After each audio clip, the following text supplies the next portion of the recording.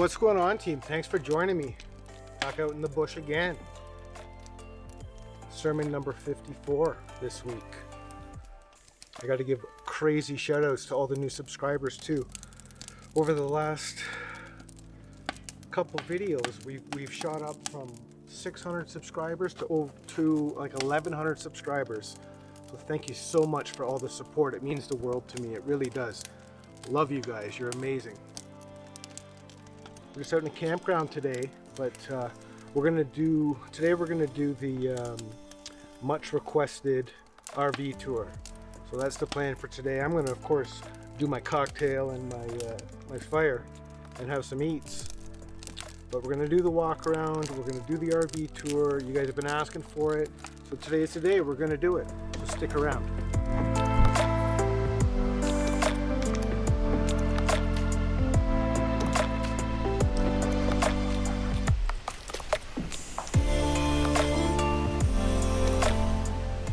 This is a 2018-19 RD Adventurer 4-season RV. It comes on an E350 cutaway chassis. That's a 2017 chassis, 2018 fit up.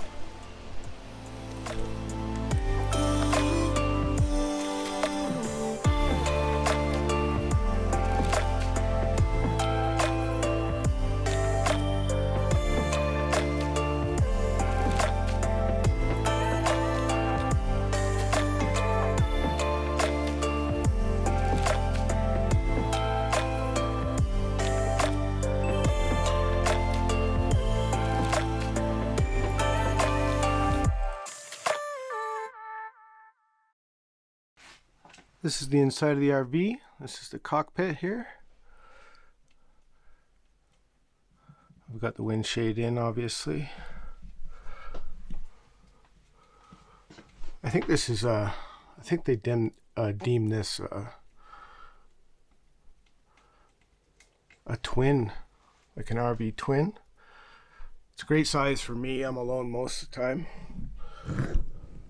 That's pretty slick, eh? That's where I watch my Netflix at night. So 2 adults have slept up there, no problem. That's what it's rated for. Believe it or not, we've had up to 5 humans in here sleeping. There's a rear dinette bed as well. This is the kitchen area.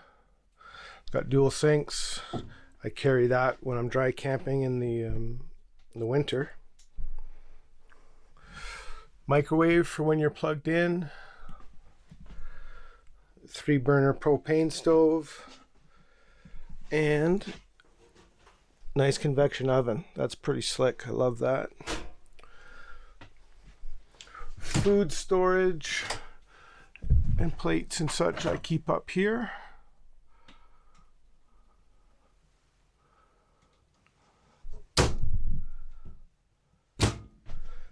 Got refuse and like cutting boards and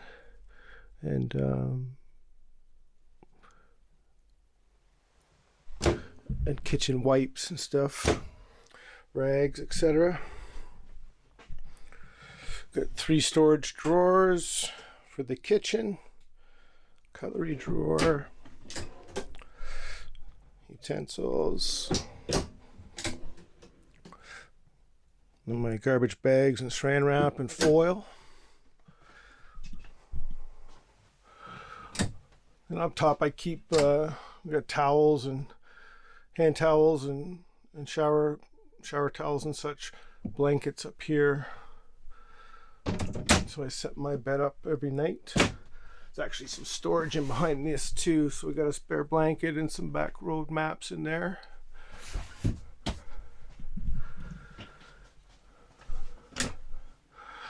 Here I got the Wii Boost there, the cell phone signal booster, and I generally throw my clothes up there. Also got additional storage down here that runs all the way back. Got the charge controller, thermostat, rear light switch, couple power outlets, or inputs I should say. Keep my flashlight there. Got a great size fridge here. I don't know what the cubic feet on it is, but I mean, more than enough for a family in here. Full freezer, full fridge. A nice size closet. Some clothes and some mitts and scarves and stuff. Got another 3 drawers down here, so I keep kitchen related stuff here. Jetboil coffee grinder, backup French press, Bluetooth speaker, propane, dude showers, and then a couple nice miscellaneous drawers. Some camera stuff in there. This is what got me out of the rooftop tent right here. Full bathroom. We got shower, wet bath, full-size toilet, sink, medicine cabinet, pan obviously, a little towel rack there. Got the propane furnace, of course. I always keep, when I'm plugged in, I use a little supplementary heater here, the 1000-watt space heater. It's good, especially for this winter when I didn't have any good panels to insulate the windows. You get a lot of draft through there, a lot of cold comes in through the windows. And you got your control center here with all your breakers, 12 volt and 115 volt circuits tied in there. It's all easily accessible for service, and below this seat, which is nice. And the batteries come in right there too, so you have access to them. Exterior storage goes. Here we have the propane tank, the fill spot. There's a small exterior storage here in the back corner. That would be where the generator goes in the 23-foot model. This is the 20-foot model. And I have this area in here is where I keep camp chairs and camp tables and my my leveling blocks, you know, general storage. Also got a sewer hose storage spot here. I actually have hiking poles in there, because over here is where I keep my my hose, gloves, you know, lubricants, kind of maintenance stuff, or stuff that'll just come in handy, might come in handy. Got your battery housing here.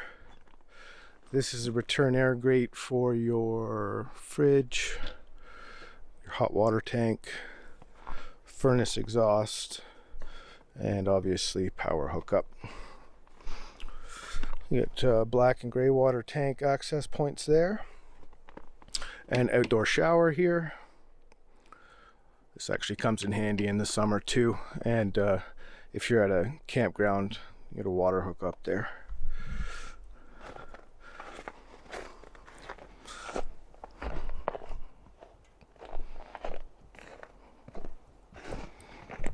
Front exhaust fan, 2 100-watt solar panels, your air conditioner,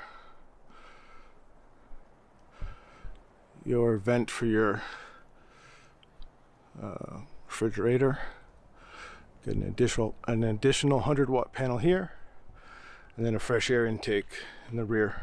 It also comes with a backup camera, which is actually a really nice option to have if you have that available. And of course, powered awning runs the length of the whole box, and the Wii Boost antenna. Let's talk upgrades. So far, what have we done? We've done the BF Goodrich KO2s all the way around. Got 5 of them on now.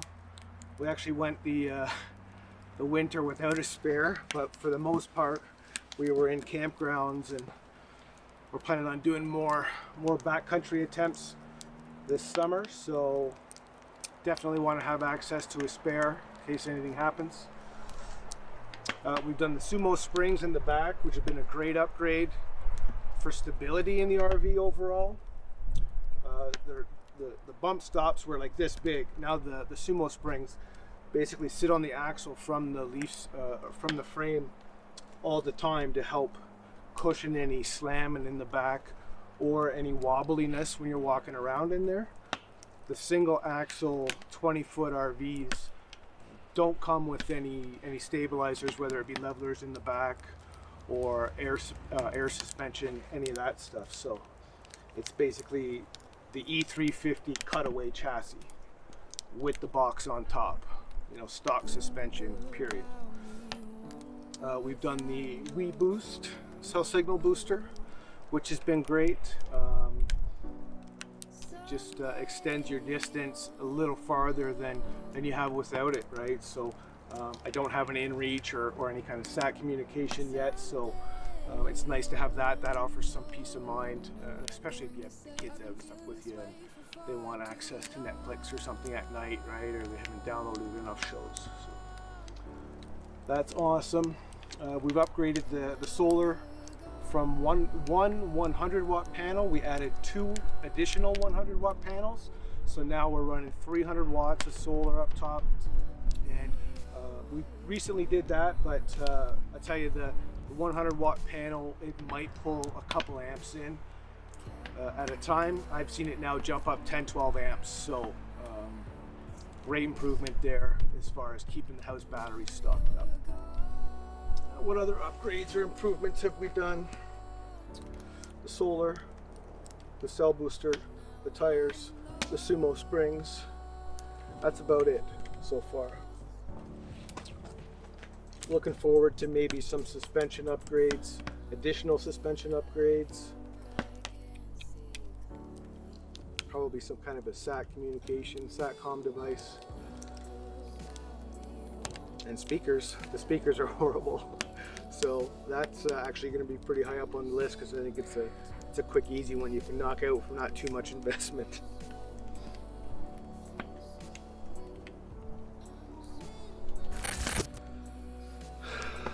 Thanks for sticking with me, team. For those of you that are here because you're subscribers to the channel, thanks for all the support. Really appreciate it.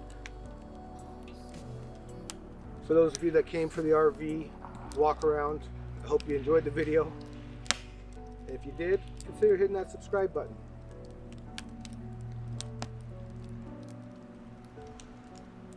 Just getting ready to pack up here soon, letting the fire go down, and then we'll get out of here for the day.